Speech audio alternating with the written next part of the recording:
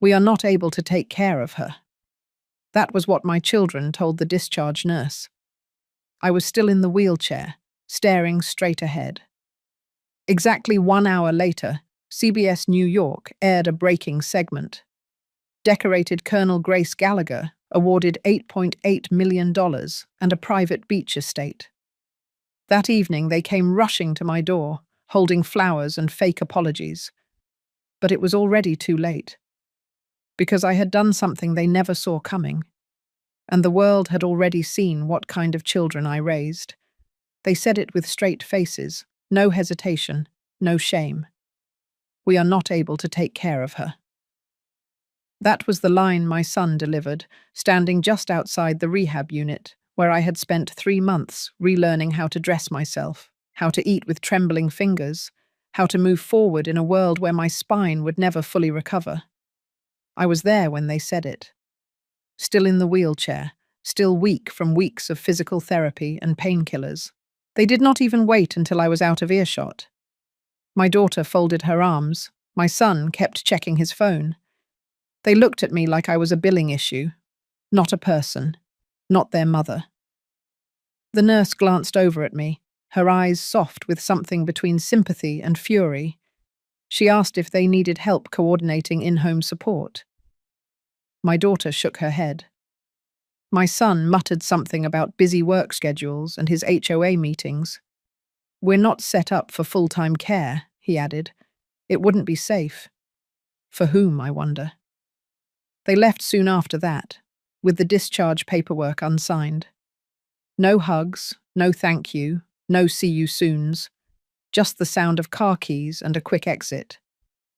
But I didn't cry, not in front of them. I asked to be wheeled back to my room and I sat there, under the soft hospital light, as the nurses quietly moved around me. I took out my phone, opened the app, and replayed the footage.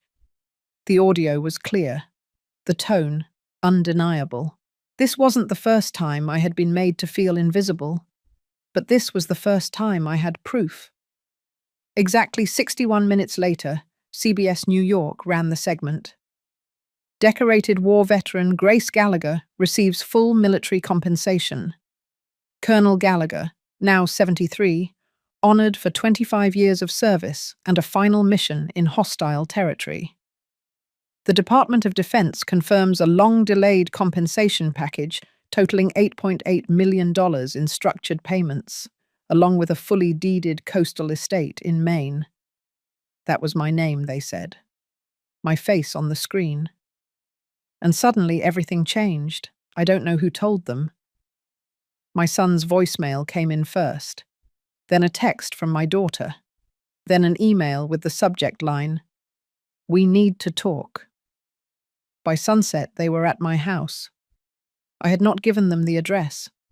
They brought flowers, cheap supermarket bouquets that still had the price tags on the plastic wrap.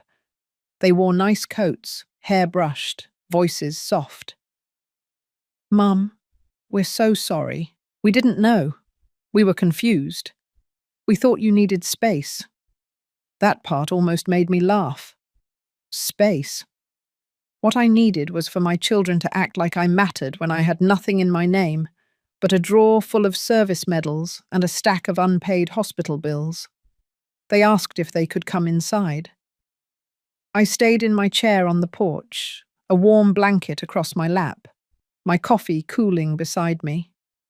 I told them to sit on the steps if they needed to rest. The door behind me stayed shut. The thing about people like them is that they do not expect consequences. They think time erases betrayal, that if they smile and tilt their heads just right, the past becomes negotiable. But not this time, because I had already done the thing they would never expect. And soon, they would understand just how much that would cost them. If you've ever been dismissed, if you've ever been looked at, like you were an inconvenience to your own family, you know the kind of stillness I felt. It's the kind that comes before a storm, the kind that doesn't scream, it sharpens. That night, I made a phone call to Jonathan Hale, estate attorney. We had met months ago through a referral. I told him the documents were ready to be executed. No changes, no adjustments, no hesitation. I also forwarded him the video clip from the rehab center. I told him I had full release to use it however he saw fit. The next morning, my face was on 3 more news channels. I didn't say much, just a few words about dignity, about service, about being discarded too soon. The world watched. But my children, they watched closer, and they started to realize something. The mother they had underestimated was no longer the woman who raised them. She had become someone else entirely, someone they could no longer control, someone they should have never left behind. The morning after the news broke, my front porch was quiet again. No footsteps on the gravel, no urgent knocking, just the sound of the wind rolling in from the east, carrying with it the smell of salt and cedar. The kind of morning you could mistake for peace if you weren't paying attention. But I wasn't at peace. I was focused. I spent 2 hours on the phone, not with my children, not with neighbors. First was the call to the Department of Veterans Affairs. My discharge classification had been upgraded months ago. The benefits package was already approved. All I needed was to finalize where the checks would be sent and which account to attach for the real estate transfer. The property in Maine had been under federal hold, waiting for someone with my clearance level and history of service. Apparently, I was the only surviving candidate in my category. Next was the legal firm. Jonathan Hale was efficient. By the time I hung up, he had already drawn up the codicils. The original will, which had split my estate between my 2 children, was now null, replaced by a detailed, ironclad arrangement. My entire estate would go to the Whitmore Fund for Female Veterans, a program I had helped found but never thought I'd need. I gave him full permission to proceed. He didn't ask if I was sure. He already knew. That afternoon, I reviewed every document from my hospital stay, every bill, every signature my daughter had forged to access my insurance account, every online transaction where my son had rerouted federal notices to his own email. They were small things, spaced out over years, but they painted a clear picture. This wasn't neglect. This was strategy. They had seen me as a structure, a system, an asset that could be used, drained, then discarded once it became too high maintenance. They were about to learn what it meant to underestimate a woman who had navigated hostile territory and congressional briefings in the same week. I called an old contact from my service days, a journalist now working as an independent media consultant. I sent her copies of the documents, the rehab footage, and my attorney's summary. She called back 30 minutes later, breathless. "You're not just a story," she said. "You're a warning." I told her she could use whatever she needed under one condition. The piece had to focus not on me, but on what happens when people mistake silence for surrender. She agreed. Within 48 hours, 3 national outlets picked it up. The title was clear: Decorated Colonel Discarded by Her Own Children. That's all it took. Suddenly my phone wasn't silent anymore. Reporters, radio shows, producers from networks I hadn't watched in years. I didn't say yes to most. I didn't need to. The story was moving with or without me. Meanwhile, Jonathan Hale filed the new will publicly, attaching the footage and financial records as part of a public statement of intent. There was nothing my children could contest, nothing to argue. It was all legal, witnessed, and dated. Ironclad. I received a cease and desist letter from my son's lawyer 2 days later. Something about slander and emotional damage. I forwarded it to Hale. He sent back a 1-line response. Let him sue. Discovery will be fun. I smiled at that. By the end of the week, the Whitmore Fund was trending. Donations flooded in. Letters from other veterans, especially women, poured into my mailbox. I read every one. Some were heartbreaking, some were angry. All of them reminded me why I had to follow through. Because this wasn't just about revenge, it was about reminding the world that those who build nations should not be thrown aside by the ones they built homes for. On Friday, I drove myself to the local courthouse. My physical therapist had helped me adapt my car with hand controls. I filed a formal restraining order against both of my children. Not out of spite, out of caution. The attention made them unpredictable. I wasn't going to be caught unaware again. As I stepped out of the courthouse, an older woman approached me, maybe in her late 60s, maybe more. She didn't introduce herself. She just touched my shoulder and said thank you. That night, I sat in my study. The documents were filed, the signatures finalized, the transfer of funds in motion, the home in Maine being prepared. And I was no longer afraid of being alone. Because alone doesn't mean powerless. It just means nobody's standing in your way. I poured myself a glass of water, opened the window, and let the night air in.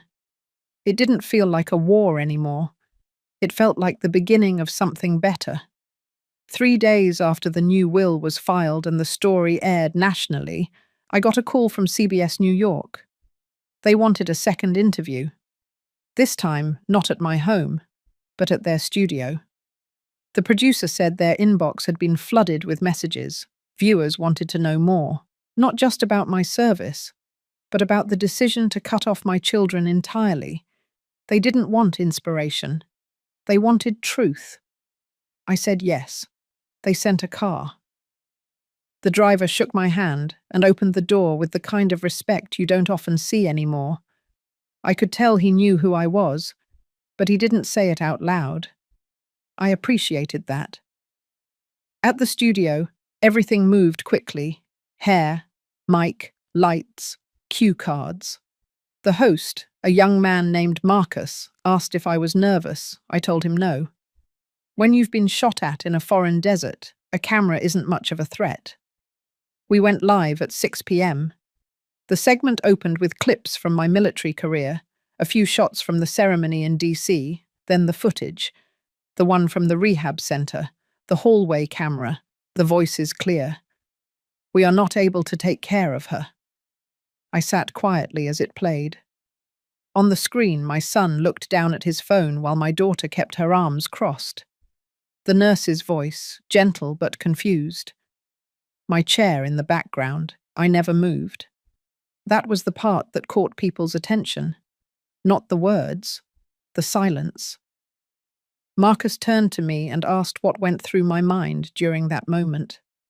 I said I realized my children had mistaken kindness for weakness for too long, and I was done pretending not to notice. I didn't raise my voice. I didn't list grievances. I just let the clip speak for itself.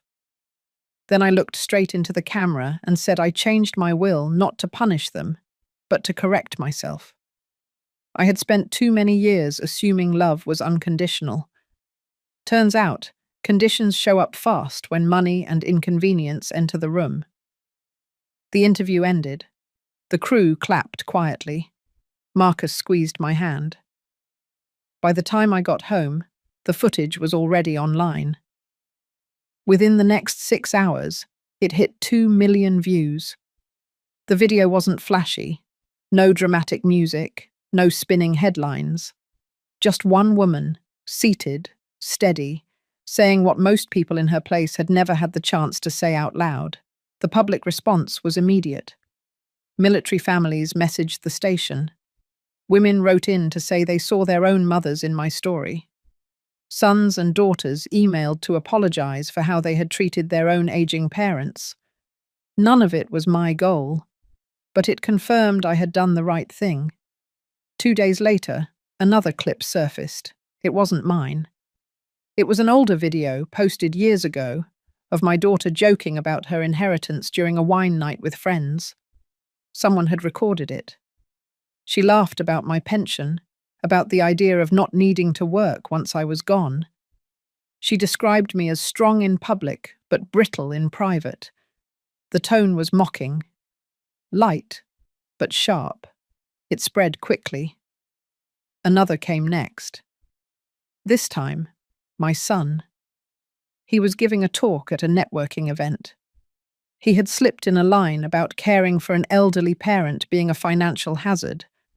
The audience chuckled. So did he. But when that video resurfaced next to mine, it wasn't funny anymore. People started asking questions, not just the public. Sponsors, employers, clients. A reporter from a veterans journal called me to confirm details. She said the background checks on my children were spiking. People were digging into campaign donations, charity involvement, public grant filings. I told her I had nothing else to say, but the story didn't stop. A week after the broadcast, Hale forwarded me a notice. A formal inquiry had been opened into potential misuse of power of attorney during my surgery recovery period. The hospital had flagged inconsistencies in their billing system tied to my name. Multiple attempts to authorize financial documents without proper signature. Timing aligned with my stay in the ICU. The investigation was real now. My children didn't call again, but they responded the only way they knew how. They went online. First, a joint statement posted to my daughter's social media. It was polished, professionally written. They claimed regret. They said things had been misrepresented, that family was complicated, that forgiveness was a journey. It didn't land well. People flooded the comments, screenshots of past statements, clips from the videos, quotes from my interview. The internet was not interested in forgiveness for people who had never apologized directly. Then came the emails. Not to me. To the Whitmore Fund, a few donors wanted to confirm the story was real. The team replied with links, legal documents, interviews, military records. Everything was in order. Donations doubled that week. And suddenly the story shifted again. No longer just about betrayal.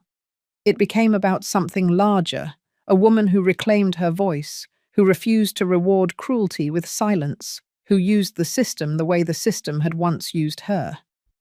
By the end of the second week, Hale finalized the asset shift. All retirement funds locked into the trust. The home in Arlington listed for transition. The main estate officially transferred to my name. It was done. And my children could do nothing but watch from behind screens that no longer gave them control. That night, I didn't celebrate. I opened my old footlocker.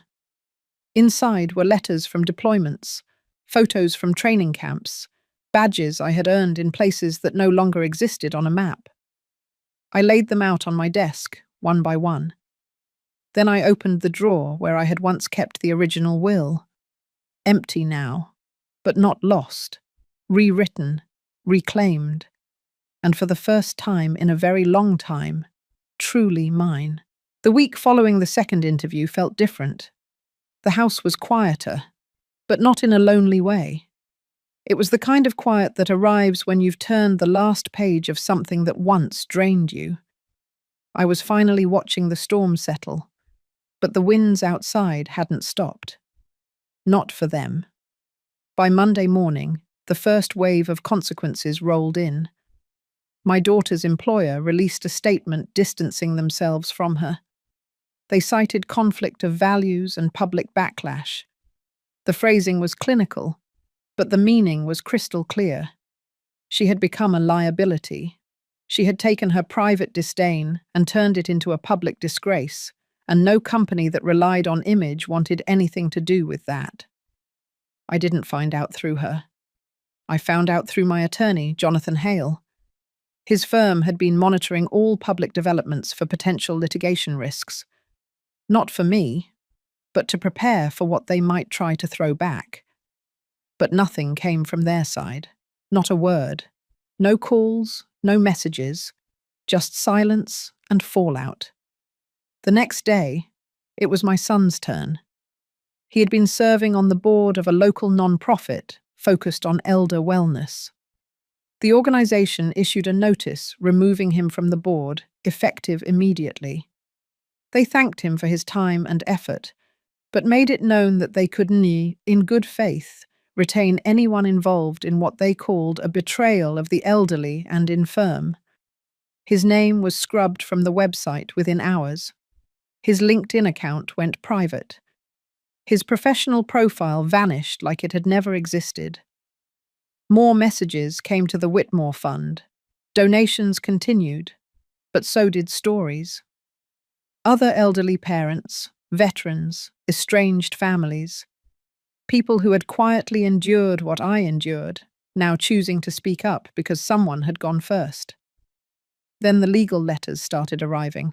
The Office of the Attorney General of the state notified my legal team of a preliminary inquiry into financial exploitation of a vulnerable adult. It was based on the flagged hospital activity. Records showed multiple access attempts to my medical proxy portal during the time I was unconscious. Emails traced to my son's IP address. 2 withdrawal attempts, stopped only because the bank required live voice verification. My daughter had authorized a secondary caregiver form for me without notarization. The document was rejected, but the system logged it. The name used was hers, but the handwriting on the scan wasn't. The investigation moved faster than I expected. Jonathan Hale advised I remain quiet while it unfolded. I agreed. There was no need to chase anything. The damage had already been done, and they had done it to themselves.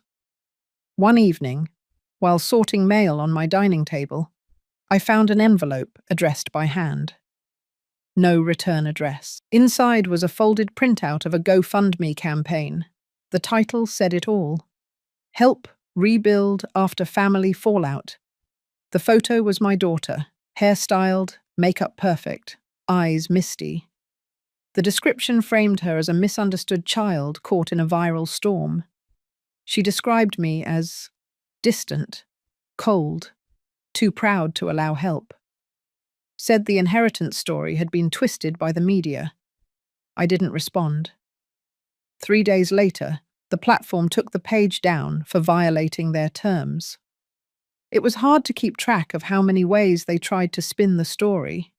From carefully written public statements to quiet emails behind the scenes, they cycled through every stage of damage control. But none of it landed. Because what they didn't understand was that this wasn't just a story anymore. This had become a reckoning. People were watching not because I had been wronged, but because they had seen what it looked like when someone actually did something about it. They weren't following a scandal. They were following a shift. The final blow came from the bank. A letter to my son. Denial of his request to refinance his home. Reason: unstable financial reputation, pending legal inquiry, and public character concerns. Jonathan obtained a copy. It was clean and sharp, without room for debate. He called it the end of the rope. And it was. For years they had operated in shadows, quiet digs, subtle manipulations, passive threats, always just under the radar, always careful enough to seem like nothing serious. But now, every word, every email, every unkind comment had a mirror, a digital paper trail, and the world was paying attention. In the meantime, the main property was finalized. I received the keys in a leather-bound folder. The house was pristine, white siding, wide porch, ocean air that smelled like freedom. I hadn't walked inside yet, but I had already decided that when I did, it would be on my terms. I sat on the edge of my bed that night, holding the folder in my lap. Not long ago, that bed had felt like a prison. I had laid in it with bruised ribs, a weakened spine, and the crushing weight of being discarded. Now it felt different, like a place of power, like somewhere I had earned the right to rest. I didn't want revenge, not in the way people think of it. I wanted recognition. I wanted the truth to stand on its own legs, even if mine couldn't anymore. And it had. The fallout wasn't pretty, but it was necessary. No more whispers, No more fake smiles. No more pretending everything was fine while my dignity bled in silence. This time, they weren't the ones telling the story, and I wasn't the one being silenced. It wasn't a letter. It wasn't a call. It wasn't even a lawyer. It was Brandon himself who showed up at my door. He didn't knock like a stranger. He knocked like a man who still believed he had a key, a right, a reason to be let in.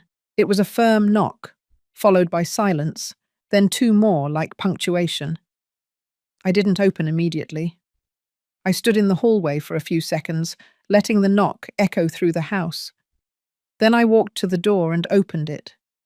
He looked older than I remembered. Maybe it was the suit.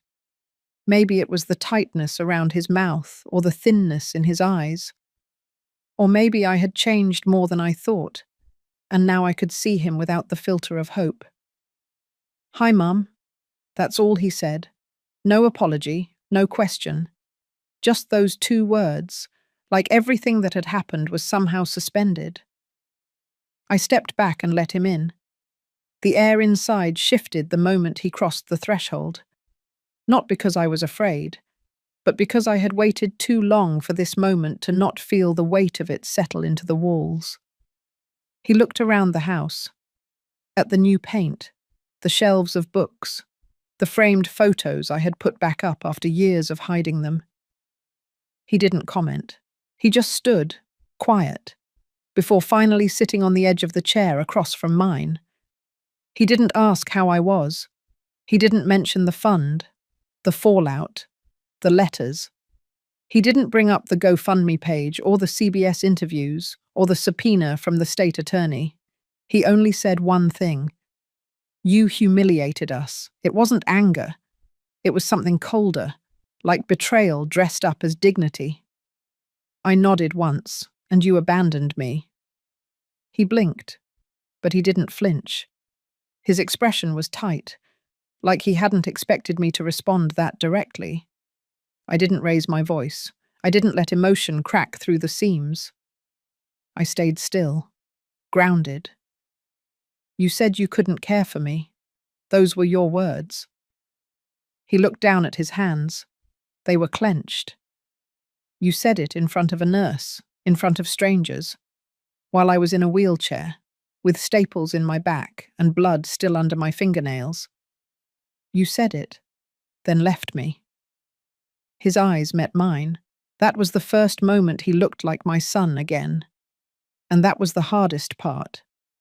Because that face was the same one I used to see running into the kitchen asking for pancakes. The same one that cried into my shoulder when his dog died. The same one that once said he'd never let anything bad happen to me. I let the silence stretch between us. "You made sure the world saw that part," he said. I didn't correct him. I didn't say that the world had already seen everything before I ever opened my mouth, that all I did was stop hiding it. He stood then, walking toward the fireplace where I had a small framed flag. It had been folded neatly from my retirement ceremony, set in a wooden triangle case. He picked it up, looked at it for a long moment. "You really think this changes anything?" "This is not revenge," I said. "This is restoration." He turned sharply. "You made us look like monsters. You did that yourself." His mouth opened like he had more to say, but then it closed again. I stood too, my spine still healing but steady. "You forgot who I was," I said. "You thought because I aged, because I slowed, because I was quiet, that I stopped being someone you had to respect. But I served this country for 25 years. I bled for it. I rebuilt myself in silence. And I gave you everything I had." He looked at me, not as a son looking at a mother, but as a man looking at someone he could no longer control. "I didn't write you out of my life. You did." And then I walked to the door and opened it again. He didn't move at first. "It's done," I said. "The estate is sealed. The fund is public. The truth is out. There is nothing more for you here." He took a slow breath, then set the folded flag back on the mantel. For a split second, I saw something break in him. Not remorse, not shame, something lonelier, like he realized he had bet against the wrong parent. He walked past me without a word, out into the late afternoon sun. I didn't close the door right away. I stood there, watching him walk down the path, his shoulders stiff, his steps uneven. When he reached the sidewalk, he paused. I thought he might turn around. He didn't. And that was the end of it. No yelling, no courtroom theatrics, just truth, spoken plainly, in the house he thought he still had a claim to. After I closed the door, I didn't cry. I didn't feel triumphant either. I just felt clear. It was done. The confrontation had come. Not as fire, but as ice. Slow, cold, final. Not all victories are loud. Some are just quiet confirmations that you're no longer afraid. After the door closed behind Brandon, the silence inside the house felt heavier than before, but not in a painful way. It was the kind of silence that followed a storm. Not peace, not yet, but stillness. A space where nothing was spinning anymore. I sat in the armchair he had just vacated, not because it belonged to him, but because I wanted to understand what it felt like to be on that side of the room, facing the woman I had become, facing the walls that now held a new kind of memory, not of abandonment, but of reclamation. Outside, the sun had slipped behind the clouds. The breeze off the water carried the faint scent of salt and pine. I could hear the soft clinking of wind chimes from the back porch. They weren't fancy. I bought them from a roadside shop when I first moved in, long before anyone knew what I was really doing with the house. That evening, I made tea, not to soothe anything, but because my body still craved routine. I sat by the window with the cup in both hands and let my mind be still. Not numb, not racing, just still.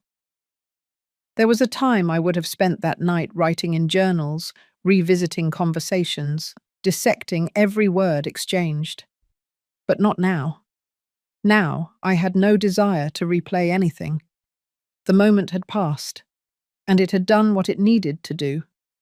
In the days that followed, I did not speak to the press. I ignored every request for interviews, every message from local networks wanting a follow-up. The story had lived its life. Let them archive it. Let them move on. I began to return to the things that made me feel grounded. I walked the path near the dunes every morning. I started rebuilding the vegetable garden that had gone wild during the surgery months. I rejoined the Veterans Circle, not for stories, but for stillness, for presence. One afternoon, during a quiet community potluck at the marina, a woman named Delilah handed me a small wrapped bundle of linen. Inside was a hand-carved wooden token, etched with a quote I had once shared during a panel about resilience. I had forgotten I said it.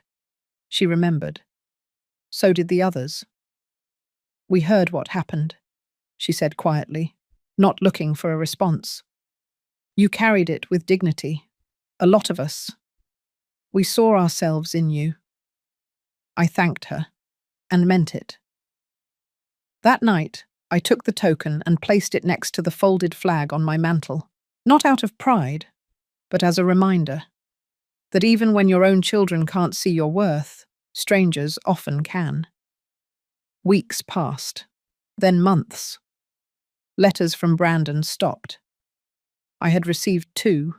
One was brief and cold. The second was longer, less polished. He spoke of confusion, of hurt, of not knowing where things had gone wrong. He didn't ask for forgiveness. He didn't blame me. He just wrote. I didn't reply. Forgiveness wasn't something I could manufacture on paper. It had to grow in silence, like healing bone, like new skin after a burn. By autumn, the coastal winds turned sharp. I had the house insulated better. I fixed the porch railing. I brought in a few volunteers from the local youth centre to help organise the library of materials I had gathered for the Women's Veterans programme I was setting up. That programme, the one I used the public fund for, started slowly. Just a few attendees at first. Mostly women my age or older, some younger, all with their own scars. Some visible, some not. I wasn't trying to lead. I was just creating space. A space where no one had to explain why they were tired or why they didn't call their children anymore. A space where we could talk about grief without lowering our voices. On the 1-year mark of my discharge day, I sat alone by the beach just before sunrise. The air was crisp, the tide low. In my coat pocket was the discharge paper I had kept all this time, still folded, still creased from the moment I shoved it in there outside that hospital. I took it out, looked at the faded words, then placed it into the small fire I had started in a safe metal drum by the shore. The paper curled quickly, blackened, then lifted in ash. That was the last thing I burned. I no longer needed proof of what they did, of who I was. I had lived through it, and I had come out the other side not bitter, not broken, but whole. I wasn't healed entirely. That word still felt too clean. But I was healing. Actively, quietly, strongly. Some days, I missed the idea of a family that never really existed. Other days, I simply walked past it. Not out of coldness, but clarity. In that space between grief and peace, there was a kind of freedom I had never known before. Not the freedom to escape, but the freedom to stay and make this life, at last, entirely mine. By early spring, the program had a name. We called it Stand and Still, a place for women who had carried the weight of wars, abroad, at home, in silence. Not just soldiers, not just mothers. Women who had lost years inside roles no one ever fully acknowledged. It started as weekend workshops, small circles of conversation, some hesitant, others boiling over. I didn't speak much at first, I just listened. That was my role now, not to lead, not to preach, just to be there, solid, consistent. The funding I had redirected from the public grant made sure we had space. We rented a quiet building by the old pier, close enough to the coast that we could smell the salt, far enough that the breeze wasn't a distraction. One of the rooms became a small reading centre, another, a quiet meditation space. We didn't fill the walls with slogans or flags, just soft light, clean air, coffee, and time. Time was the rarest thing for these women. Time to speak without interruption, time to sit without being useful, time to cry without being told to be strong. One woman, Regina, used to sit at the back near the bookshelf. She had been a paramedic in 2 deployments, then came home to a family who treated her like a burden the moment she showed signs of PTSD. She didn't talk much for the first few weeks, but she kept coming back. One day she brought cookies. Another week she left a poem tucked under the coffee pot. Things grew slowly.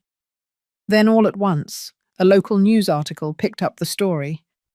Not about me, about the centre, about the women, about what it meant to finally have a place not shaped by charity, but by recognition.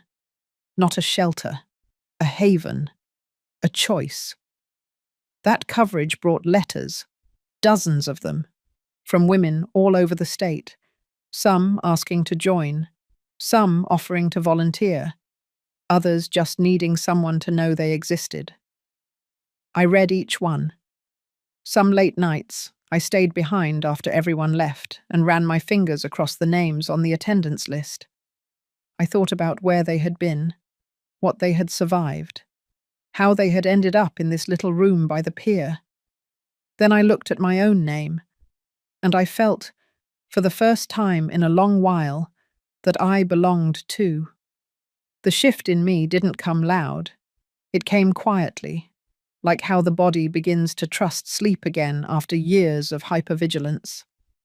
At some point, I stopped bracing for Brandon's next move.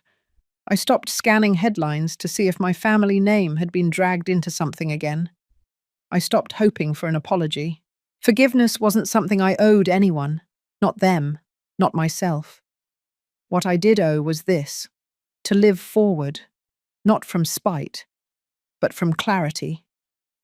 The turning point came one afternoon when I stood outside the centre, hands deep in soil, planting spring bulbs with two new volunteers. One of them, a young girl named Frances, asked how I got the idea for Stand and Still. Her voice was casual, her eyes curious. And I said quietly, I built what I wish had existed when I came home. That was it. Not revenge, not pride, just presence, just purpose. Weeks later, a letter arrived, not from Brandon, from Rachel, his wife. It was brief and handwritten.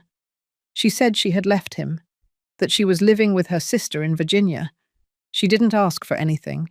She just said she was sorry, and that she now understood what I had been trying to protect. I read it once, then placed it in a folder I kept tucked in a drawer with old photographs and discharge certificates. I didn't write back. Not yet. Not out of anger, but because some words needed time to settle, to prove they weren't just guilt wrapped in ink. Instead, I took that afternoon to visit the beach. I walked barefoot across the sand. Cold at first, then familiar. Somehow, walking away from pain without needing to be seen doing it was more powerful than every press headline that came before. That night, during a group session, Regina finally spoke.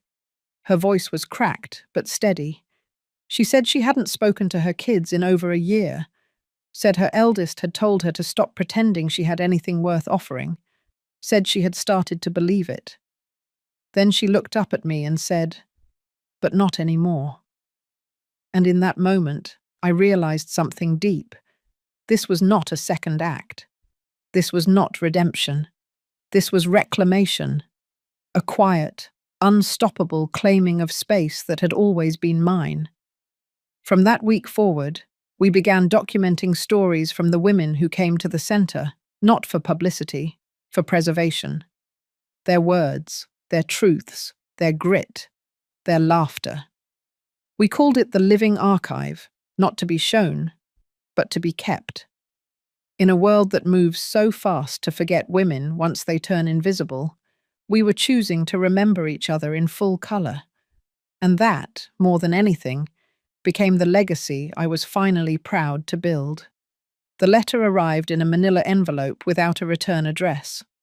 It was hand-delivered to the front desk of Stand and Still by someone who didn't leave a name, just nodded once and disappeared before anyone could ask. Inside, a neatly folded document.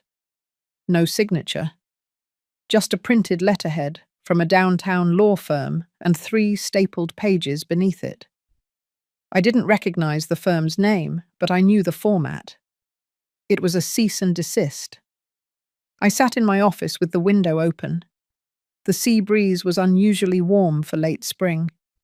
I read the letter twice, slowly. It accused Stand and Still of using personal family stories and private financial information for the purpose of defamation and public humiliation.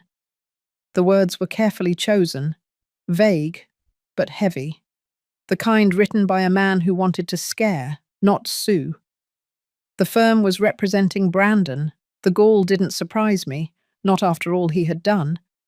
But what did catch my attention was the final line. It warned that if I continued to make public statements that could be interpreted as damaging to his reputation, he would be forced to pursue legal action and revisit the issue of estate distribution. That last phrase wasn't just a threat, it was a provocation. Brandon was still hoping I would make this a war in public, but he didn't understand. I had already won where it mattered. I didn't need to fight him anymore. I had nothing left to prove. But I did need to protect the women at the center, their stories, their safety. So I picked up the phone and called a name I hadn't spoken aloud in years. Marisol Rothwell. Back when I was still in the service, Marisol had been one of the few lawyers assigned to the Veterans Transition Unit who actually listened. She was sharp, unshaken, and had a laugh that could disarm a colonel. She picked up on the second ring. After I explained the situation, she said she'd meet me that evening. She drove up from the city herself. No staff, no billable hours mentioned, just a leather briefcase and her old combat boots. We sat across from each other at the small table in the back room of the center. I handed her the letter. She read it in silence. Then she looked up, eyes steady, and said, "They're bluffing." She explained how the wording was intentionally weak. No direct claims, no admission of harm. It was a scare tactic, nothing more. Still, she said, we'd respond. Not with defense, with clarity. By morning, she had drafted a reply. It was calm, professional, and devastatingly precise. It affirmed that no personal names had been used in any official communication. It confirmed that all financial documentation connected to the foundation was fully transparent and compliant. And it reminded them, gently, that any further attempt to threaten or intimidate the staff or volunteers of a non-profit working with trauma survivors would be documented and pursued as harassment. We sent the letter, certified mail. No further reply came. But the silence felt loud. 3 days later, I got a call from a producer at a national broadcast outlet. A feature story. They wanted to spotlight the foundation. They had seen the regional news piece and wanted to dive deeper. Normally, I would have said no. I wasn't hungry for attention. But something shifted in me. I remembered the silence that used to follow my son's outbursts. The way I used to fold into myself and apologize, even when I had done nothing wrong. The way my voice would shake around people with power. That silence had cost me years. So I said yes. They sent a small team, camera, microphones, a soft-spoken interviewer who didn't push, just asked to hear the truth. I told them about Stand and Still. I told them about the women who found their way here. I told them about my time in the military, the injury, the surgery, the rejection, the aftermath. I didn't name names, but I named pain. I named dignity. I named recovery. The segment aired on a Friday evening, prime time, right after the local news. And in the final minute of the story, they mentioned a small detail from public records, that the founder of Stand and Still had redirected her entitled veteran benefits and housing stipends into a publicly registered community trust. Total value, $8.8 million. That detail was factual and intentional. Because that night, Brandon's silence ended. He showed up at my house, not alone. He brought a lawyer, a different one this time. Younger, eager. They stood outside the front gate, trying to look official. I didn't come out, but I had the camera system running, the one I had installed after the last incident. Their voices were recorded, demanding, entitled. My assistant forwarded the footage to Marisol. She sent one letter. This time it wasn't vague. It formally barred Brandon and any legal representative of his from contacting me directly or entering the property without prior consent. Any future attempts would be considered trespassing and met with formal charges. 3 days later, a formal apology arrived. Not from Brandon, from the firm. They had dropped him. The official reason was conflict of interest. But I knew he had become a liability, a man who had tried to silence the one woman who no longer needed him. I kept that letter too, not as a trophy, as proof that there are consequences for choosing cruelty, even if they arrive slowly. even if they come dressed in paper instead of rage. And for the first time since my surgery, I slept through the night. No startles, no dreams, just the sound of the tide, steady against the shore. When the letter from the law firm arrived, I knew it was over for him in the courtroom. But there was still something unfinished in me. It wasn't just about shutting him out legally. I needed to face him, not for closure, not for forgiveness. I needed him to look me in the eye and see the version of me that he could no longer manipulate, the one who had come back from the battlefield, the one who had survived surgery, betrayal, abandonment, the one who had built a legacy without him. So I made the call myself, not to Brandon, but to his wife. Samantha answered on the second ring, voice clipped and cold like she had been rehearsing detachment for weeks. I didn't explain much. I simply said, "There are papers left at the house. His name is still on one of the storage units. He might want to pick them up before the lease expires." She paused, then said she'd send him that weekend. He came alone, Saturday morning, late. The sun was already high, and I had left the front gate open, just for him. I waited in the backyard, where the garden met the cliff's edge, overlooking the wide, quiet stretch of coastline I had learned to call my sanctuary. When he came through the back door, he didn't speak. He didn't even look at me. He just stood there, hands in his pockets, waiting for me to break the silence. But I didn't. He was the one who had to speak this time, and he did. "So this is what it's come to," he said, voice low and bitter. "You really had to drag all this out in public." I didn't flinch. He kept going. "Do you think this makes you strong, humiliating your own son, turning the press into your personal revenge tool?" I turned toward him slowly. "You humiliated yourself, Brandon." I said it calmly. No anger, no trembling. You wanted people to see me weak. You wanted to erase me from the picture because my injuries made you uncomfortable. You didn't expect me to survive. You didn't expect me to rise. His face twitched at that, like I had touched a nerve he didn't know was exposed. I walked a few steps toward him. No rush. Just the steady pace of someone walking through the fire without burning anymore. "You said you didn't have the capacity to take care of me. You said you had no room in your life for a broken old woman. But what you really meant was, you had no room for a woman who could no longer be used." He opened his mouth, but I held up a hand. "I'm not here to argue. I'm not here to hear excuses. I just want you to see this place one last time, because after today, you'll never step foot on this land again." He frowned. I continued. "You remember the guest house in the back? The one you always said would be your retirement space. I converted it into transitional housing for women coming out of abusive family situations. The lease is signed. Renovation starts next week." He looked like he'd been slapped, not because of the property, but because of the idea, the principle. And that's not all.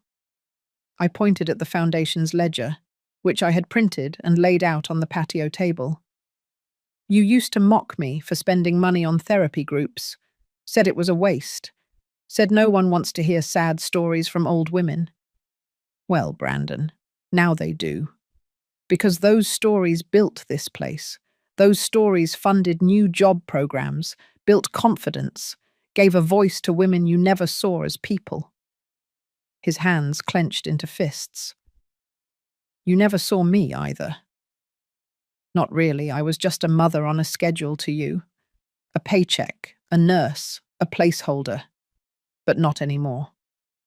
I stepped closer. Not threatening, just final. I changed my will. His face drained of color. I donated everything. The land, the assets, the trust, the house, even the royalties from my military memoirs. All of it. Gone from your reach. Not to punish you, to protect myself, because I will never again be in a position where my survival depends on the mercy of someone who sees me as disposable. He stared at me, shaking slightly. I could see the words building behind his eyes, but he didn't speak them. He turned and left. No outburst, no fight, just silence. And it was the most honest thing he had ever given me. As I watched him walk away, I didn't feel triumphant. I didn't feel powerful. I felt clean, like I had finally scrubbed the last layer of shame from my skin. I sat down on the bench near the edge of the cliff and let the wind move through my hair. For the first time in years, I didn't feel haunted. I felt present, alive, whole. Later that day, I called Judith. I told her the confrontation was done, that he wouldn't be back. She didn't say much, just told me to rest, said I had earned it. That night, I lit a candle in the hallway for the women who had passed through standing still in silence, for the ones who never got to have their moment. And then I whispered their names, one by one, because silence may protect the abuser, but truth protects the soul, and I would never go silent again. The Sunday morning after Brandon walked out of my garden was unusually still. The wind that normally hummed through the tall eucalyptus stood silent. Even the ocean seemed hushed, as if the entire coastline knew something had shifted. I hadn't touched the phone all night, but when I picked it up just after breakfast, it was humming like a live wire. 43 missed calls. Most were from numbers I didn't recognize. A few were from local newsrooms. One was from the foundation's PR manager, Lauren. Her message was short: "It's out." By the time I clicked open the first headline, the story had already gone national. Elderly woman denied care by son. Becomes symbol of resilience. Another one. She donated $8.8 million and a coastal estate. After being abandoned post-surgery. CBS New York had run the segment first. A well-edited piece with voiceovers, archival photos, and yes, a small portion of the video from the day I was left at the hospital. I hadn't planned on giving them that footage, but Judith had sent it. She had asked my permission, but before I could even weigh the idea, she'd said, "Evelyn, they need to see what it looks like. What cruelty sounds like when it wears the voice of family." And they did. The clip was barely 10 seconds long, just enough to show the nurse walking me down in the wheelchair, just enough to catch Brandon's voice saying, "We don't have the space for this right now," just enough to show the moment I was wheeled back inside. 10 seconds. That was all. And the world exploded. By noon, major outlets were replaying the story. Online forums lit up. Reddit threads climbed to the front page. Women posted stories of being neglected by their children. Nurses chimed in with their own heartbreaks. Trauma therapists linked articles. Activists offered interviews. And amid it all, a slow unraveling began. It started with Samantha's business. Her boutique PR firm had built its brand on family-centered campaigns and ethics-first partnerships. She had given a TEDx talk 2 years ago titled "Caring for Our Elders in a Digital Age." The irony was too sharp for the public to ignore. Clients pulled out within hours. Her name was removed from the firm's website the same afternoon. That evening, the Foundation's General Counsel forwarded me a formal letter from the State Ethics Board.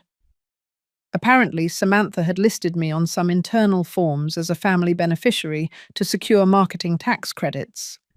The implication, misrepresentation for financial benefit. I didn't celebrate. I didn't cheer. I just closed the email and sat with my hands folded in my lap. Brandon's fallout came slower. He wasn't active online. He had no personal brand to damage. But the consequences found him anyway. 3 of his former colleagues from the real estate development group came forward, anonymously at first, alleging that he had used my name and credit score to float bridge loans for one of his stalled property projects. I had no idea. But the bank statements didn't lie. There were temporary authorizations tied to an old joint account I had long stopped using, but never officially closed. By midweek, a federal inquiry was opened into the legitimacy of those funds. And just like that, the story took another turn. This time, the headlines read, "From Abandonment to Fraud: How One Woman's Quiet Justice Exposed Family Secrets." I barely recognized my own life. Strangers mailed me letters, handmade cards, knitted scarves. A woman from Minnesota sent me a journal with a note inside that said, "You helped me leave my daughter's house. I didn't know I had the right." Through all of it, I kept moving slowly. I kept drinking my morning coffee with cinnamon. I still walked down to the shore at sunset.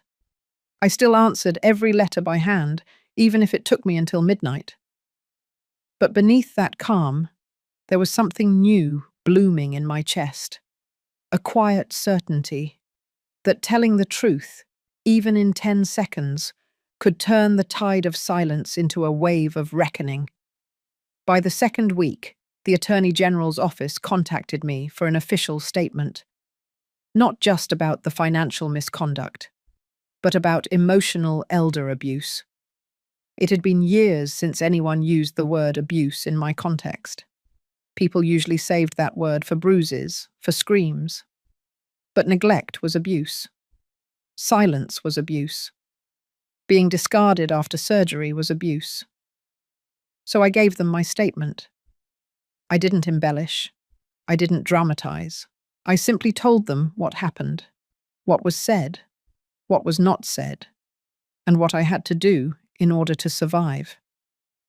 Then I handed over the folder I had once carried to Brandon's house, the one with the documentation, the bank traces, the notarized letters, and I walked home without a single tremble in my step. That night, Lauren called again. She said we had been nominated for the National Women's Resilience Honor. I told her I wasn't interested in walking stages or posing for photographs. She understood. Then she asked if she could include my story in a special publication about financial and emotional elder empowerment. I paused, then said yes. But only if we used other voices too, the ones who didn't get headlines, the ones who had disappeared in silence. Because my story was never just mine. It was the story of 1,000 quiet mothers. The story of women who had cooked meals with hands swollen from arthritis, who had cleaned after grown children too proud to say thank you, who had been called too much, too old, too tired, only to rise again and still stand. The letter arrived without ceremony, no return address, no embellishments, just a plain white envelope that looked like any piece of forgotten mail. But the moment I held it in my hand, I knew it was from him. Brandon's handwriting was unmistakable, tight, sharp, the kind of script that always looked like it was written under pressure, like someone always trying to prove a point. Inside, there was a single line, written dead center on a blank page. "You win. No apology, no explanation, not even his name." For a moment, I stood on the porch with the letter open in my hand, letting the cold coastal wind pull at my sleeves as seagulls circled far above, and I realized that those 2 words were more honest than anything he had ever said to me before. I didn't respond. There was nothing left to say, but I knew what the letter meant. It meant he would come. That Friday, just past 3 in the afternoon, his car appeared at the edge of the gravel drive, the same one he used to race down when he came home from college, when he still called this place home. This time, he parked further away, not daring to cross the invisible threshold, as if the house no longer welcomed him. And maybe it didn't. He stepped out slowly. No Samantha beside him. No frantic energy, no false charm. Just a man walking up the porch with the weight of a ruined legacy pressing down on his shoulders. I didn't greet him with words. I didn't need to. He knew why he was here, and so did I. He stood still for a long time, looking at me, not with defiance, not with sorrow, but with something far more hollow, resignation. Then he spoke, and his voice, though low, carried an edge of disbelief that felt like he was only now understanding the truth. He said he didn't come to ask for forgiveness, that he knew it was no longer his to request. He said he didn't expect me to say anything at all, so I didn't. I just turned and opened the door to the house that I had taken back, the one he once tried to claim through manipulation and betrayal.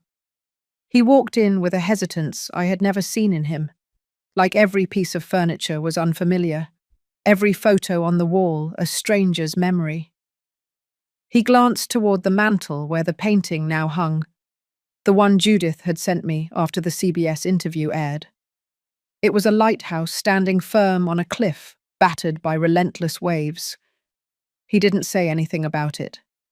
Instead, he remained in the center of the room, hands loose at his sides, as if even folding his arms might feel like a defense he no longer had a right to use. Then he said the words that stopped me cold. He told me that I was not the woman he thought I was, that all his life he had painted me as too quiet, too soft, too willing to be overlooked, that he had needed that image to justify what he had done, to rationalize abandoning me at the hospital, draining my accounts, smiling at me through years of deception. But I wasn't weak, he said. I had never been. I was simply waiting. He asked then, in a flat voice, whether I had changed the will. I looked at him directly and told him yes, that the day I returned from the hospital, I had done what I should have done years ago. I removed his name. His reaction was muted, as if part of him had already known. Then he asked who it would go to now. I told him I had set up a foundation for elder justice, legal aid, housing support, and trauma recovery for women who had suffered in silence the way I once had. There was no outburst, no denial, no bargaining. He just nodded once, slow and heavy, the way a person accepts the final nail in a coffin they built themselves. I asked him why, not because I needed closure, but because I wanted him to say it aloud, to hear himself admit it. Why had he left me there, broken and helpless? Why did he let me believe I was loved when he had planned to strip me of everything? He didn't try to lie. He said only this, because I thought you'd never fight back. That, more than anything, told me who he had become. A man who took advantage not because he was desperate, but because he could. Because he thought I wouldn't stop him. He said he had left Samantha, that the company had collapsed, that he was living in a one-bedroom apartment he couldn't afford, that he didn't recognize himself anymore. I told him very simply that it was no longer my concern. He asked to see the garden. I let him. He walked through it in silence, brushing his fingers along the rosemary and thyme, pausing by the old bench where he used to read as a boy. He stood for a long time by the bird bath. When he came back, he didn't look redeemed. He didn't even look sorry. But he looked real. For once, unarmored. He said goodbye without reaching for a hug. I didn't offer one. And as he walked back to his car, I didn't feel triumph. I didn't feel vindicated. I felt clarity. That night, I lit a single candle and sat in the kitchen, drinking tea, letting the silence wrap around me like a blanket stitched from everything I had survived. I thought of all the women who had been cast aside, made invisible, turned into cautionary tales or burdens. And I knew I wasn't just living for myself anymore. I was living proof that survival wasn't enough. You had to rise, you had to reclaim, and you had to remember. Because even if the world forgets you, you must never forget who you are. The crowd at the ceremony had thinned by the time I stepped down from the stage, but the moment still felt immense. My hands were still slightly trembling, not from fear, but from the overwhelming release of everything I had carried alone for so long. The applause, the lights, the honor, it all faded into a soft hum as I walked through the side exit of the building and out into the open air. The sky was beginning to turn gold just before sunset. For once, I felt no need to rush, no need to prove anything. I had done what I came to do. Across the lawn, I spotted April waiting near the van. She had a quiet, steady smile on her face. When our eyes met, there was no need for words. She had been beside me in the dark when no one else would stand there. Her presence now, in the light, was the only reassurance I needed. Later that evening, I sat alone in the living room of my beach house. The breeze from the ocean slipped through the open windows, and the air smelled like salt and eucalyptus. On the coffee table sat the framed photo from earlier that day, me in uniform, medal pinned neatly to my chest, hand over heart. I let the silence fill the room. In that silence, I saw the chapters that had come before, the surgery room lights, the backseat rejection from my children, the cruel signatures they scribbled on the refusal forms. I saw the messages left unanswered, the meals skipped, the wheelchairs left untouched in waiting rooms. I saw the night I decided I would no longer ask for kindness. I would build my own justice. And I did. They lost everything trying to squeeze me out. The lawsuit settled, the press firestorm still circling, the sponsors that backed out from their startups, the homes seized under scrutiny. None of that brought me joy. But it did bring balance, a reset, a mirror held up to what they had become. Earlier that morning, before the ceremony, someone had slipped an envelope under my door. Inside was a letter from Kayla. She wrote about grief, about panic, about how they were never prepared to handle someone like me, strong, persistent, unbreakable. She said they wanted to forget the strength I used to raise them, said it made them feel small. Her words were heavy, but they did not bend me, because I had changed. That morning, I finalized a fund in my name, the Colonel Grace Fund. A portion of the veteran settlement, a share of the media licensing rights, and a large chunk of my late husband's untouched savings were redirected into it. The fund would support older women leaving toxic households, especially mothers like me. Women who had given everything and were left with nothing. Women who needed a second chance, not just survival. I did not build it to make a statement. I built it so the pain would not go to waste. That evening, I received a voicemail from Martin. He had kept quiet through it all, but his voice shook with quiet pride. He told me that I had changed something, not just for myself, but for others watching. Said I had reminded people that being a mother was not a role to be discarded like a coat. It was a history, a legacy, a force. And now I live quietly, not invisibly, not timidly, just quietly. I wake early, walk the shoreline, make tea, read history books. I attend fund meetings every other Wednesday. I still wear the ring my husband gave me. But now I also wear my own name, Colonel Grace Whitlow. They tried to erase me, and all they did was give me a bigger canvas. If this story stayed with you, even just a little, I hope you'll take a moment to think about the women around you, the ones who gave without asking, who stayed quiet too long, who are finally ready to reclaim their place. Leave a comment, share your thoughts, or tell someone you trust what this made you feel. Every voice matters, yours too.